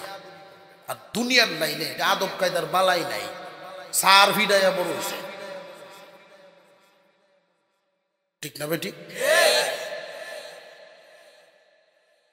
কোরআনের শিক্ষকের বেতন দিতে, আর হেটা কত? শিক্ষক 3 মাস ধরে আইতাছি, গান শিখতাম না আপনার হতে, কালকে থেকে আইতাম না। কেন? ওইটা সুরও ধরতারে না, সুর ধরতে জানে না। এখন ফুতে কইতেছে সুর যে ধরতে হবে স্যার, এই কথা তো বলেন নাই 3 মাসের মধ্যে, আর কয়টা দিন সুযোগ। পরের দিন আয় ওটা বেলার টান দিয়া যেই কইছে হ্যাঁ সুর ধরো, এমনি গলার টিপাতে ধরছে। সুর তো নয়, কোনো সেই ভাই ধরন লাগছে, এমন ধরা ধরছে স্যার লুডায় পড়ছে মাটি। এই জন্য ধরা এটারে কয় সুর ধরা। ধরায় ধরায় বেশ কম আছে না? আল্লাহ বলছেন আল্লাহর রশিকে ধরো। মজবুত করে যদি ধরতে হয় কয় আঙ্গুল লাগে? মজবুত ভাবে যদি ধরতে হয়, নিচ থেকে আপনাকে উপরে তুলবে, আপনি কয় আঙ্গুল দিয়ে ধরবেন? ধরায় ধরায় কইতাছে, সাহস করে কইয়ালবেন কয় আঙ্গুল? এই 5 আঙ্গুল দিয়া যে ধরবেন, একটা আঙ্গুল কাটা, ধরাটা মজবুত হইব না একটু ঢিল? একটা আঙ্গুল অ্যালার্জি, আরো ঢিল। যখন টান দিবেন আপনি কিন্তু ফুসকে ফিরে যাবেন। 5টা আঙ্গুল পরিষ্কার চাই, গায়ের শক্তি, মজবুত হিম্মত থাকা চাই ধরায়। মুহাদ্দিসিন ওয়াল মুফাসসিরিন বলেছেন 5 আঙ্গুল এইভাবে দেখাইয়া 1 নাম্বার আঙ্গুলটার নামই হলো ঈমান। কুরআনুল কারীমের যেই বিধি বিধানগুলো আল্লাহ নাজিল করেছেন, কোন কোন বিধান দিয়া কোরআন সাজাইছেন, ধরা হইল আমলের নাম। এই 5 প্রকারের আমল দিয়ে এইভাবে সাজাইছেন, যারাই এইভাবে ধরবে তারাই পার হবে। 1 নাম্বার আঙ্গুলটার নাম কি? আরো জোরে কোন? 2 নাম্বার আঙ্গুলটার নাম ইবাদত। 3 নাম্বার আঙ্গুলটার নাম মুআমালাত। 4 নাম্বার মুআশারাত। 5 নাম্বারে আখলাক। এই যে 1 নাম্বার আঙ্গুলটা খুব লক্ষ্য করে দেখেন, ঈমান। এই ঈমান খুব মূল্যবান। এই 4টা যেই পরিমাণ দাম, এর চেয়ে বেশি দাম এই আঙ্গুল। এই আঙ্গুলটা ওইগুলোর সাথে কোনো মিল নাই। এটার গঠন আরেক জাত। মনে হয় বুঝলাম বইতেছে ফখরে বাঙ্গাল তাজুল ইসলাম রহমতুল্লাহ আলাইহি, উনি ট্রেনও বসে পাকিস্তান পিরিয়ড। তো হুজুর দেখলে, হুজুর যেহেতু সিট পাইছে, সারায়া সিট পাইছে না, ট্রাইলও একার হচ্ছে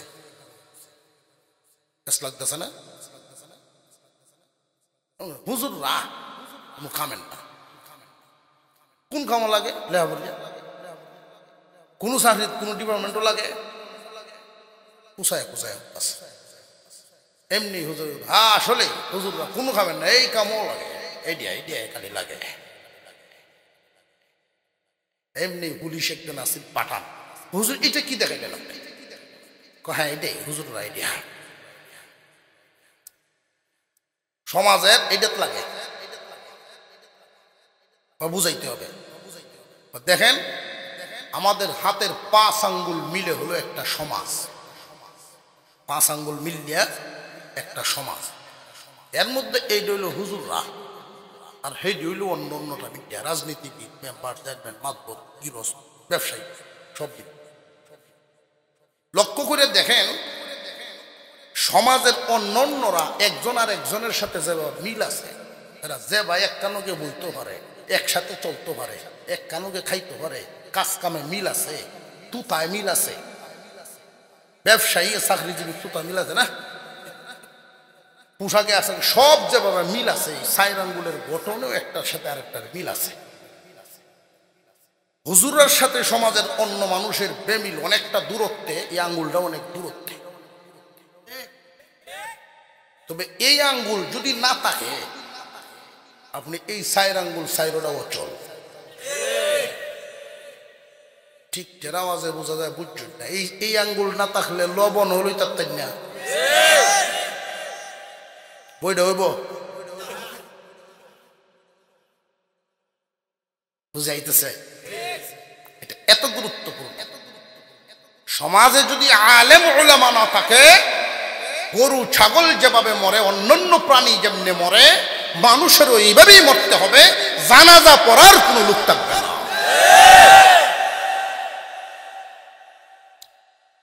এক নম্বর আঙুলটার নাম ঈমান। ঈমান এত গুরুত্বপূর্ণ একটা দৌলতের নাম। এক একটা আঙুল যে বললাম, এক একটা বিধানের আলোচনা করলে এক একটা মাহফিল, এক একটা অধিবেশন দরকার। শুধু আখলাক, শেষের যে আখলাক চরিত্র 4টা রইল, যদি আল্লাহ দেখা করান 4 বিষয় 4 জায়গায় আলোচনা। 1 নাম্বার ঈমান, 2 নম্বরে ইবাদত, 3 নম্বরে মুআমালা, 4 নম্বরে মুআশারা। ঈমান তো বুঝছেন বিশ্বাসের নাম, ইবাদত আল্লাহর গোলামি, আল্লাহর হুকুম পালনের নাম, লেনদেন আর হইল মানুষের সাথে আচার আচরণ। এই 4টা বিষয় এক একটা আলাদা আলাদা রইল, শেষেরটা হইল আখলাক, চরিত্র। যার চরিত্র যত ভালো আল্লাহর কাছে তত প্রিয়। বিশেষ করে আমি এখানে দেখতে পাচ্ছি যুব সমাজের আগমন বেশি, এই জন্যই চরিত্রের উপরে 2-1 মিনিট কথা বলে আলোচনা শেষের দিকে নিয়ে যাব। বর্তমান জামানায় চরিত্রের হেফাজত অনেক কঠিন ব্যাপার রে যুবকরা, তোমরা শুনিয়া রাখো। এই জামানায় যদি কেউ তার চরিত্রের হেফাজত করতে পারে, শুধুমাত্র ওই চরিত্রটার হেফাজত করতে পারে, পূর্বের জামানার বড় বড় বুজুর্গগণের তালিকায় তার নাম লেখা হইব। এই জামানায় চরিত্রের হেফাজত সহজ নয়, অনেক কঠিন, অনেক কঠিন। যদি এই জামানায় কেউ চরিত্রের পরীক্ষায় পাশ করতে পারে, আল্লাহ পাক রব্বুল আলামিন দুনিয়া এবং আখিরাত উভয় জাহানে তারে পুরস্কার দিবেন। দুনিয়ার জমিনের পুরস্কার হলো যত দোয়া করবে দোয়াগুলো কবুল হবে, সমাজে আল্লাহ তার একটা মর্যাদার আসন দিবেন। দুনিয়া থেকে যেই দিন বিদায় হবে এই চরিত্রবানকে আল্লাহ এমন এক সম্মান দিবেন, ফেরেশতাদেরকে বলবেন, ফেরেশতারা রে, সূর্যের বয়ে মানুষ প্রকম্পিত, আধ হাত নিচে চলে আসবে, মানুষের আধ হাত উপরে সূর্য চলে আসবে। চরিত্রের হেফাজতকারী যুবক, চরিত্র হেফাজত করেছে, কন্ট্রোল করেছে, গুনার কাজ করে নাই, অন্যায় পথে তার যৌবন ব্যবহার করে নাই, লজ্জাস্থান অন্যায় পথে ব্যবহার করে নাই, এই মানুষটাকে আল্লাহ সম্মান দিবেন। ফেরেশতারা আনো,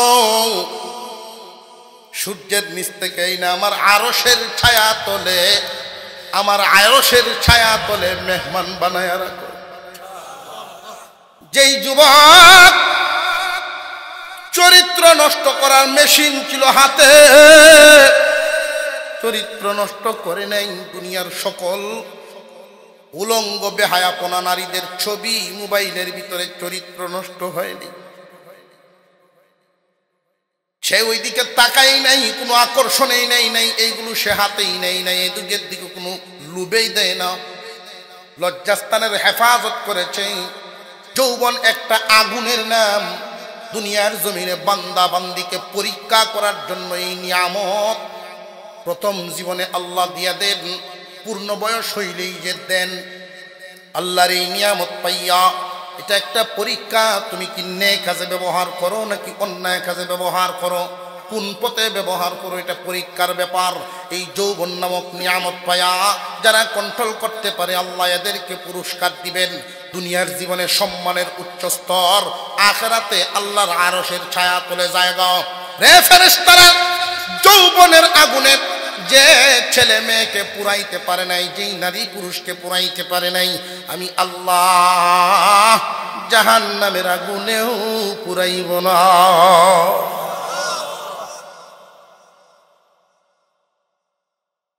ইচ্ছা করলে মানুষ গুনাহ করতে পারে, রাস্তাঘাটে বেপরদায় যেই পরিমাণ মানুষ চলাফেরা করতেছে, দিন যত যায় চরিত্র নষ্টের মেশিন তত বাড়ে। এই জামানায় যৌবন যদি হেফাজত করতে পারো তুমি কামিয়াব। সঠিক বদলা দেনেওয়ালা, উত্তম বদলা দেনেওয়ালা কে? আরো জুড়ে কোন কে? যুবক রে, তুমি যদি তোমার চরিত্রের হেফাজত করতে পারো, দুনিয়াতেই আল্লাহ তোমার নিয়ামত দিবেন। কোনো একজন নারী তোমারে ডাকতেছে অন্যায় কাজ করার জন্য, অথবা কোনো একটা নারীকে ডাকতেছে একজন পুরুষে অন্যায় কাজ করার জন্য, সুযোগ সুবিধাও আছে, কোনো সাক্ষী নাই, নীরব নিস্তব্ধ জায়গার পরিবেশ আছে, ইচ্ছা করলেই মনের আশা পূরণ করতে পারে, যৌন চাহিদা নিবাইতে পারে, ইচ্ছা করলেই এই কাজটা করে ফেলতে পারে, কোনো বাধা নাই। একমাত্র আল্লাহর ভয়ে যদি নিজেরা ওই গুনার কাজ থেকে নিজেরা সরায় রাখে, আল্লাহ উত্তম পুরস্কার দেন। এক জামানার কোন এক জামানার বাদশাহ, সম্মানী সম্ভ্রান্ত, সারা এলাকায় সুনাম সুখ্যাতি আছে ওনার। বাদশার মেয়ে আয়েশা দরখাস্ত জানাইছে, আব্বাজান প্রতি বছর বাণিজ্য মেলা হয় আমাদের এই দেশে, ছোটবেলায় যাইতাম, প্রায় 7-8 বছর যাবত আপনি দেন না, আমার মন চাইতেছে একটু ঘুরে আসতাম, যদি অনুমতি দেন। বাদশা বলেন, মাগো তুমি যদি বাণিজ্য মেলায় যাও, কত দেশের রাজা বাদশার ছেলেরা পর্যন্ত আসবে, কত ধরনের মানুষরা তোমার দিকে হিরিক করবো, তামাশা দেখতো, এটাই দুনিয়ার নিয়ম। তোমার আশপাশে পাহারা দেওয়ার জন্য শতেকখানি সেনাবাহিনী সাথে দিতে হবে, এতে করে বাজারের পরিবেশে বিঘ্নতা ঘটবে, এলোমেলো শুরু হবে, চতুর্দিকে মানুষের চলাফেরা অসুবিধা হবে, এই জন্য নিষেধ করি আমি, তুমি যাবে না। আব্বা তুমি অনুমতি দাও, কাউকেই জানাবো না, শুধু আমার ছোট ভাইটারের সাথে নিয়ে চলে যাব, কেউ জানবে না, কেউ বুঝবে না, গোপনে গিয়ে গোপনেই চলে আসবো। অন্য 10 জন মহিলারা, অন্য 10 জন মানুষ যেইভাবে যায়, আমিও এইভাবেই চুপি চুপি চলে যাব, চুপ চুপ আবার চলে আসব। 2 ভাই বোন মেলে বাবাকে কোন রকম রাজি ও রাজির ভিতর দিয়েই মাও আবার গিয়া নালিশ, মা গিয়া ফুসলাইছেন, কোন রকম চলে গেল ছোট ভাইটারের সাথে নিয়ে বাজারের ভিতরে অলি গলি জিনিসপত্র সব কিছু দেখতেছে। আসরের নামাজের পর আসরের মুহূর্তে সূর্য ডুবু ডুবু সময়, এই টাইমে হঠাৎ করে মানুষের ভিড়, এই টাইমটার মধ্যে মানুষের ভিড় বাজারে বাড়েনি না বাড়ে না? আসরের পরে মাগরিবের আগে মানুষের ভিড় ক্রমান্বয়ে বাড়তে বাড়তে এমন এক পর্যায়ে চলে গেছে, ভিড় শুরু হয়ে গেছে। মানুষের ভিড়ে কোন দিক দিয়ে ছোট ভাইটারে হারায় ফেলতে। ভাই যদিও ছোট হয়, রাস্তাঘাট সব চিনে আছে, ছেলে মানুষ খেলাধুলা করে হামেশাই বাড়ির রাস্তাঘাট সব চিনে তার। কিন্তু মেয়েটাও আন্দর মহলের মেয়ে, বাহিরের রাস্তা ছোটবেলার থেকে, ছোটবেলায় দেখছে, এখন তো 8-10 বছর যাবৎ ঘরের বাইরে আসে না, রাস্তার অনেক পরিবর্তন হয়েছে, সব রাস্তা চিনেও না। পেরেশান, সূর্য ডুবে গেছে, বাইকে পাইতেছে না।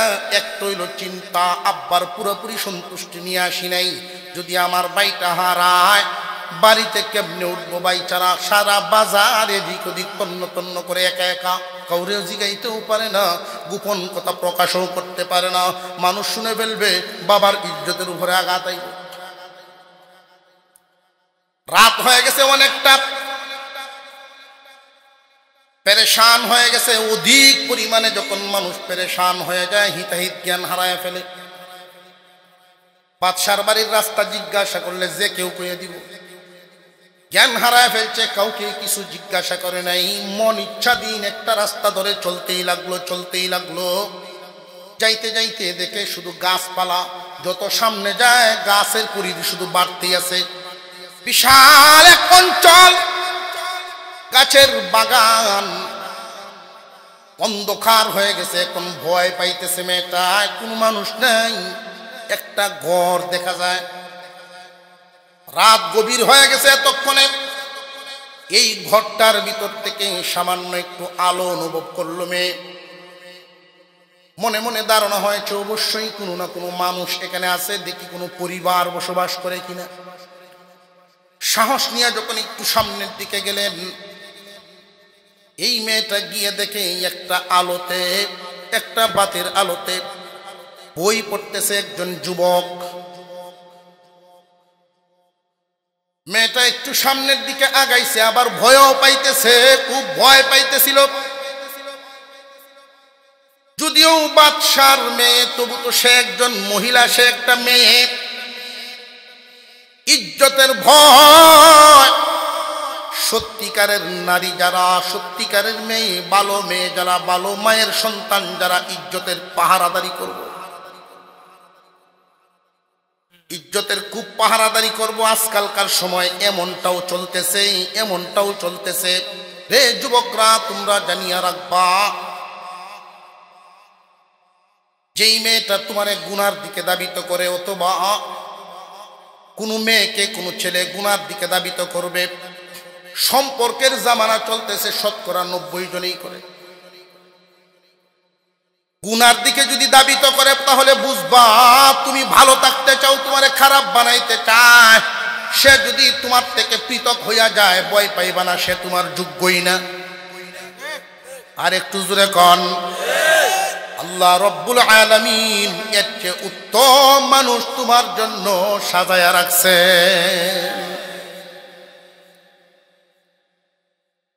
মেয়েটা নিজের ইজ্জতের ভয় পাইতেছে, এমনি আলো দূরে গেছে। সুসজ্জিত সুন্দরী একটা মেয়ের ভিতরে এই যুবক কল্পনাও করতে পারে নাই। আলোতে দেখা যায় জানালার একটা পাট খোলা, দেখা যায় একজন মানুষ। উনি চিৎকার দিয়ে ডাক দিলেন, কে গো এখানে? উনি আস্তে আস্তে আগাইলেন, আমি একটা মেয়ে, রাস্তা বলে চলে আসছি। এমন ঘটনা তো এই এলাকায় ঘটে না, তুমি কি আসলেই মানুষ নাকি জিন্নাত? তুমি বলো তোমার পরিচয় তো। যে আমার সবচেয়ে বড় পরিচয়, আমি একজন মানুষ, আমি একটা অসহায় মেয়ে, এই মুহূর্তে আমি অসহায়, পারো যদি মানুষ হিসেবে আমার একটু আশ্রয় দেও। যুবক ছেলে মেয়েটাকে আশ্রয় দিলেন। সংক্ষিপ্তভাবে বলে ফেলি, ছোট করে বলতেছি। যুবক তারে আশ্রয় দিলেন, যুবক ঘরের বাহিরে চলে গেছে, মেয়েটাকে ভিতরে জায়গা দিয়া তুমি ঘুমাও, একদম চিন্তা করবা না, নিরাপদ থাকবা, আমি চরিত্রহীন ছেলে নই, আমি চরিত্রহীন না, নিশ্চিন্তে ঘুমায় যাও। বাতিটা নিয়ে একটা গাছের জোরের মধ্যে গিয়া বসছে, ওইখানে বসে আছে, গাছের সাথে হেলান দিয়া রাতটা কাটায়া দিবে। মেয়েটা যদিও ঘরের ভিতরে, তার ভিতরে ভয় আতঙ্ক আছে, আতঙ্ক, কারণ বাহিরে যদিও দরজা লাগানো, ঘরটা তার, যে কোনো সময় যদি ঢুকে পড়ে, কোনো সাক্ষী নাই, ফিরানোর মতো কেউ নাই। মেয়ে তার ইজ্জতের চিন্তায় তার চোখে ঘুম আসতেছে না। যুবক ছেলে গাছের সাথে হেলান দিয়ে বসা আছে, এমনি নফস তারে ধোঁকা দেয়, নফসে তারে বুঝায় ধোঁকা দেয়, শয়তান তার কানে কান পরা দেয়, যুবক রে এমন সুযোগ আর জীবনে হবে না, কোনো সাক্ষী নেই, কোনো বাধা দেনেওয়ালা নাই, এত সুন্দর একজন নারী, এই সুযোগ কোনোদিন আর মিলবে না, হাতছাড়া করিস না, এটাই দুনিয়ার মজা লইল। যুবক ছেলেটা শয়তানের প্ররোচনায় উত্তেজিতই হইতেছে, শুধু উত্তেজিত। যৌবন একটা আগুনের মতো অগ্নি পরীক্ষা, সবাই ঠিক থাকতে পারে না, যারা পারেন তারাই অলি হইয়া যান। দুনিয়াদারিতে যদি আলেম সে নাও হয়, আল্লাহ তার মর্যাদা সম্মান মানুষের অন্তরে বাড়ায়া দেন। যুবক শয়তানের ধোঁকায় পরে সামনের দিকে যখন আগাইতেছে, মেয়েটা ঘরের ভিতর থেকেই বেড়ার ছিদ্র দিয়ে দেখতেছে দৃশ্য। যুবক আস্তে আস্তে দরজার কাছাকাছি চলে আসছে। হঠাৎ তার অন্তরে রুহের প্রভাব, আত্মার প্রভাব, নফস আর আত্মা দুইজনের ঝগড়া হয়, তর্কাতর্কি হয়। নফসের দুকায় সামনের দিকে আগাই পর্যন্ত আসছে, এবার আত্মার প্রভাব, আত্মার বুঝ, রুহের বুঝ। যুবক রে, এই মুহূর্তে একটা নারী যদি তোমার কাছে ইজ্জতের আশ্রয় না পায়, কিয়ামতের দিন আল্লাহর আরশের ছায়া তুলে তুমি কেমনে আশ্রয় পাইবা? এমনি যুবক সেখান থেকে পিছায় চলে গেছে, আগের জায়গায় বাতিটার সামনে বসে নফসের জ্বালা মাথার থেকে নামার জন্য একটা আঙুল আগুনের মধ্যে ধরে রাখছে, আঙুলটা পুরা শুরু করছে যে আমার এই দুনিয়ার আগুনের চামড়া পুড়ে গেলে মনটা তো অন্যমনস্ক হয়ে যাবে, এটা মাথার থেকে নেমে যাবে, জাহান্নামের কঠিন আগুন থেকে তো আমি বেঁচে যাব। এইভাবে কয়েকবার সারা রাত একটা হাতের 5টা আঙুল পুড়ে ফেলছে। ভোর হয়ে গেছে, দরজা খোলার সাথে সাথেই মেয়েটা শুধু জিজ্ঞাসা করলো বাদশার বাড়ি কোন দিকে যাওয়া যাবে। রাস্তা দেখায় দিল যে এক রাস্তা, এই বাগান থেকে এক রাস্তা বাদশার বাড়ির মেইন গেট। মেয়ে ওইখান দিয়ে চলতে লাগলো, চলতে চলতে যখন বাড়ির ভিতরে পৌঁছলো, মেইন গেট পার হইয়া ভিতরে গিয়ে দেখেন বাবা বসে আছেন, চোখ ফুলা, সারা রাত ঘুম নাই। উপযুক্ত একটা মেয়ে বাহিরে, এলান করা যায় না, ইজ্জতে আসবে। মা বাবার চোখে ঘুম নাই, খাওয়া নাই।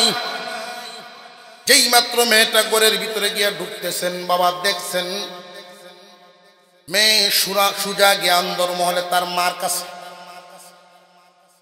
ও মা, বাবাকে গিয়ে জিজ্ঞাসা করো ওইদিকে একটা বাগান, একটা মাত্র ঘর, একজন যুবক তাকে সেখানে পড়াশোনা করে। মাই বলা শুরু করলো, হ্যাঁ এই বাগান তো আমাদের, এখানে একটা যুবক ছেলে থাকে, তুমি আব্বাকে বলো এই যুবক ছেলের রাজমহলে আনার জন্য গণ্যমান্য বিচারক ব্যক্তি যারা থাকবেন এইরকম 8-10 জন লোক পরিষদে হাজির করবা, এই যুবককে আইনে হাজির কর। বাবা মনে করছেন না জানি কি হয়ে গেছে, সেনাবাহিনী পাঠায়া তাৎক্ষণিক কয়েক মিনিটের ভিতরে এনে হাজির করে ফেলছে। গণ্যমান্য ব্যক্তিরাও হাজির, যারা পারিবারিক বিষয়গুলোর সাথে সম্পৃক্ত থাকেন। মেয়ে তার বাবাকে উদ্দেশ্য করে প্রশ্ন করেন, বাবা গো, তোমার অবর্তমানে এই তোমার সাম্রাজ্যের মালিক কে কে হবে? আমার অবর্তমানে তোমার ভাইয়ে পাবে, এর কিছু অংশ আমি তোমার জন্য দিব, তুমি পাইবা, তোমরা দুই ভাই বোন। ও বাবা, আর একটা প্রশ্ন, একজন মানুষের কাছে পুরুষ হোক আর নারী হোক, আমাদের সমাজে শুধু নারীর ইজ্জতের মূল্যায়ন বোঝা যায়, নারীর ইজ্জত দামি, পুরুষের ইজ্জত কি দামি না? আরো জোরে কর।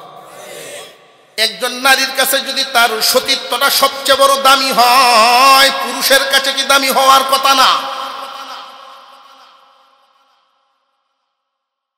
পুরুষের চরিত্রের দাম আছে, বরং খুব মনোযোগের সাথে শুনবেন। ওই যুবক সামনে হাজির আসামির মতো দাঁড়ায় আছে। মেয়েটা যখন দেখলেন যে যুবক আসামির মতো দাঁড়াইছে, প্রথমেই তারে বসার ব্যবস্থা দিছে। মেয়ে বলে, আগে তারে বসাও। তোমরা কি তারে অপরাধী ভাবতেছো? তারে আগে বসাও। একজন মানুষের সবচেয়ে দামি দৌলত কি? দামি দৌলত যত আছে এর মধ্যে একটা হইল আখলাক, চরিত্র, সতীত্ব। ও বাবা, আমার সতীত্ব হেফাজত করার জন্য দেখো ওর হাতের একটা আঙুলও আস্ত নাই, সব পুড়ে ফেলছে। তার নিজের সতীত্বও হেফাজত, আমার সতীত্ব হেফাজত। আল্লাহর হুকুমটা মানতে গিয়া কি পরিমাণ কষ্ট স্বীকার করেছে, ত্যাগ স্বীকার করেছে, তবু হুকুম অমান্য করে নাই, গুনাহ কাজ হইতে দেয় নাই। হাতের আঙুলগুলো পুড়ে গেছে, তবু গুনার দিকে ধাবিত হয় নাই, সতীত্ব নষ্ট করে নাই। বাদশাহ মাথাটা নিচের দিকে দিয়ে চিন্তা করতেছে, রায়টা কি দিবেন? তোমার কি অভিমত মা? যে আমার অভিমত হলো ওই ছেলেটার এই মুহূর্তে পুরস্কার দিতে হবে। তুমি আমার জন্য সাম্রাজ্যের যেই অংশটুকু তুমি রাখছো, এটা এই মুহূর্তে তার নামে লিখে দাও।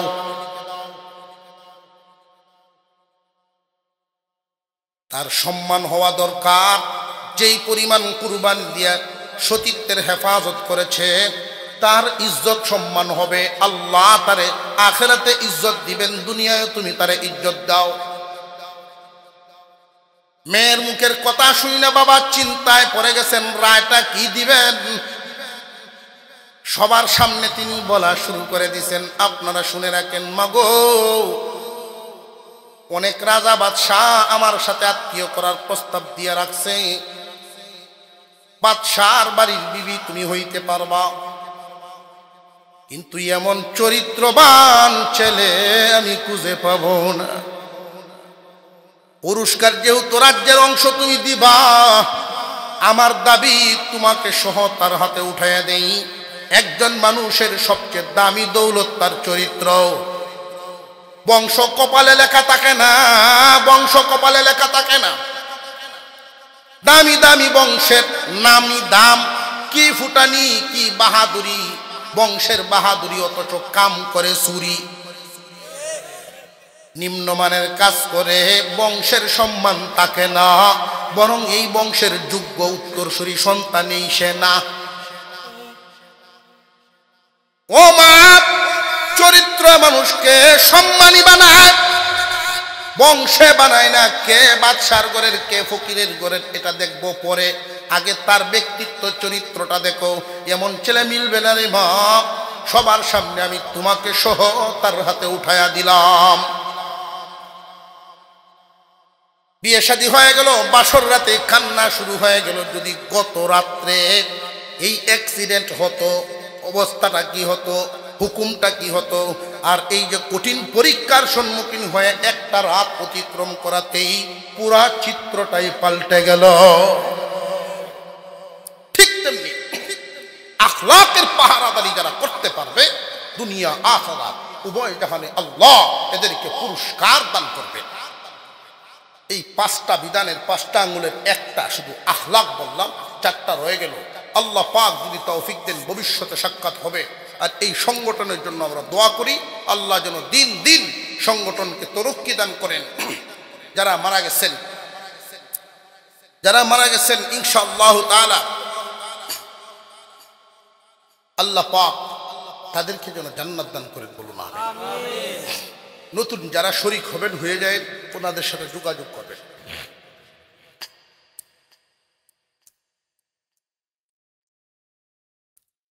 আগামী বছর